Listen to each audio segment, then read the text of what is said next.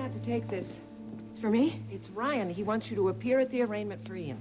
I suggest you not do it. You want them to throw me in jail, Rachel? No, this isn't against the law. He needs a subpoena to make you appear. Frankly, I'm afraid you're going to make Ian look innocent. He says that he is? Of course he does. He belongs behind bars. Well, for once, we agree on the same thing. Great. Ryan? Paulina, how are you? How's Ian? It's quiet. Doesn't say much. Well, that's normal for him. Listen, Paulina, thank you for helping us find him.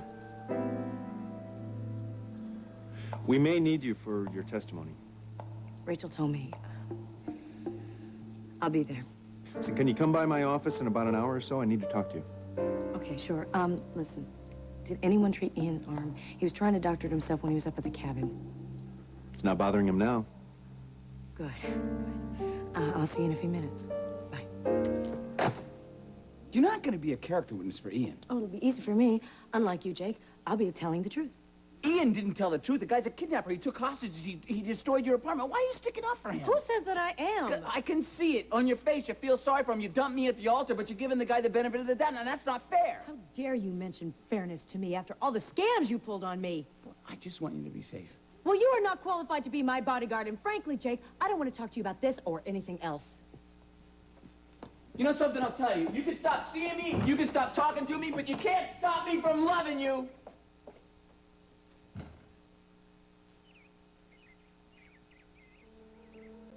Yes, I'm holding for the overseas operator.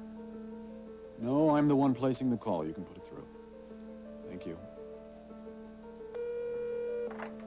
Harrison Foundation. Hello, Dad. Grant, I have news. Ian Rain has been apprehended. So I've heard. I thought you'd be pleased. I am. It's just that Ryan will have more free time. Now, don't worry. I'm keeping him busy.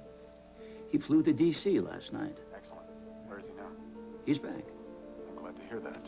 Victoria thought she saw him at her window last night. That's impossible. Well, I had to be sure. The nurse thinks she was hallucinating. Grant, I expect that Ryan will be furious about his wild goose chase to Washington. Now, I want you to be careful with him. He can't know that I'm helping you. I'm not going to tell him. Ryan would think that I'd chosen you over him again. And I think I've been making some progress with him. You know that I love you both. Look, I understand that you want to salvage your relationship with Ryan, but I don't think that's likely. I'm not giving up on Ryan. As far as I'm concerned, he's a Harrison, and we never give up. Well, Ryan will have to give up on Victoria if she doesn't want him. That's a big if. We'll see. Look, I appreciate what you've done for me. I hope you know that. Grant, I'm not fooling myself. I know that you turned to me because it was convenient, not because you opened your heart to me. But I've proven that you can count on me. That's a beginning. Yes, it is. I want what's best for you, son. Always. Remember that. If I may ask, which son would that be?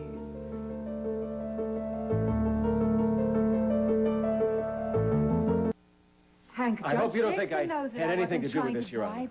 I assure you I won't be influenced by Mrs. Wheeler. As far as I'm concerned, this conversation never happened. Now, I would like to speak with Tommy privately. So, are you going to swear me in? How about you just promise to tell me the truth? Deal. I'll be in the hall if you need me, son. Yeah, me too. So, what's on your mind?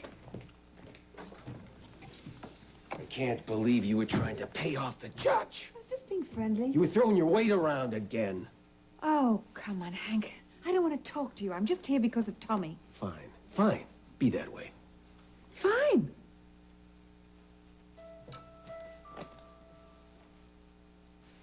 Well, Tommy, your mother isn't here today. It's not because she doesn't love me. She does. It's just she's not great under pressure. Like when you were sick. She'd cry buckets every time she looked at me, and she figured that wasn't cool for me. So she left. How did that make you feel?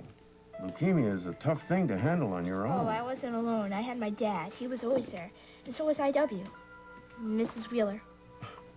You have a nickname for Iris?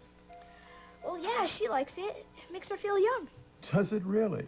My dad and IW are pretty much the same. They like to goof around and make me laugh, but they both understand that even if you're sick, it doesn't make you a different person inside. Are you sure about that?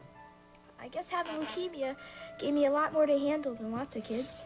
Dad had to deal with it too. And IW, she really helped. She made us both feel okay about ourselves.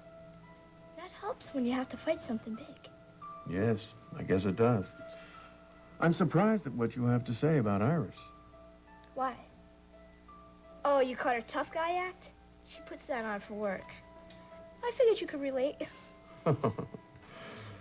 So I guess you're not bothered by the fact that your dad was dating Mrs. Wheeler. Your Honor, let's talk turkey, okay? Hmm? They love each other, but they keep messing things up. Maybe you could straighten them out while you're fixing things with me.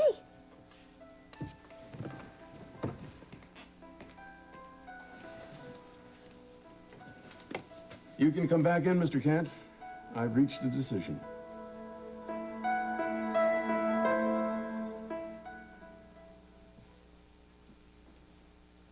Where's Victoria?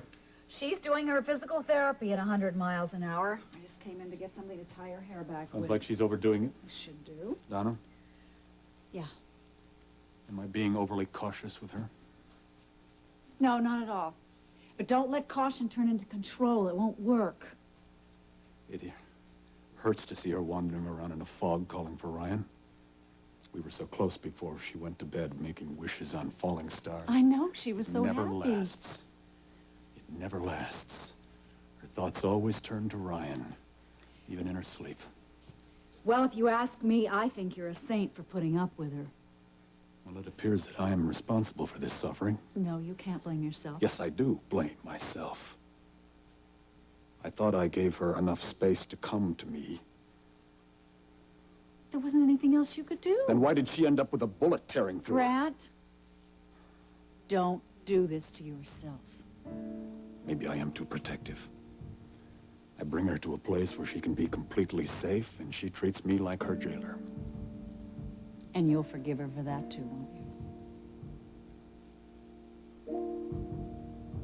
You're the only person I know who understands the way I feel about her.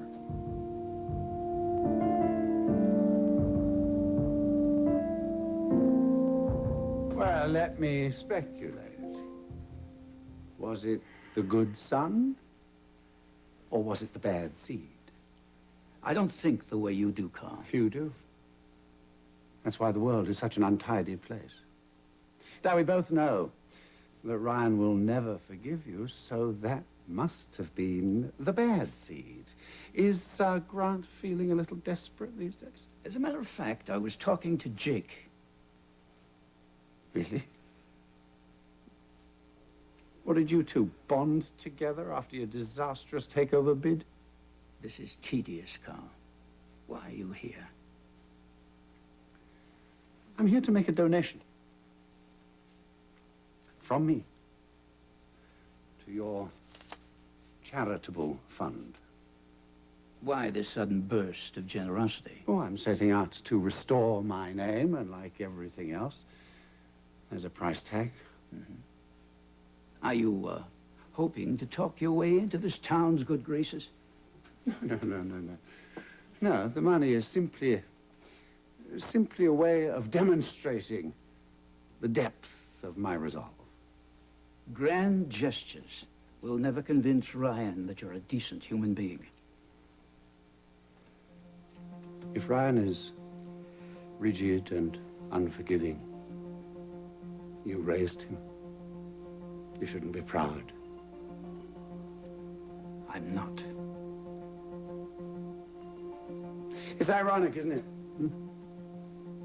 Both you and I trying to win the boy. And sooner or later, he'll go to one of us. And it won't be you.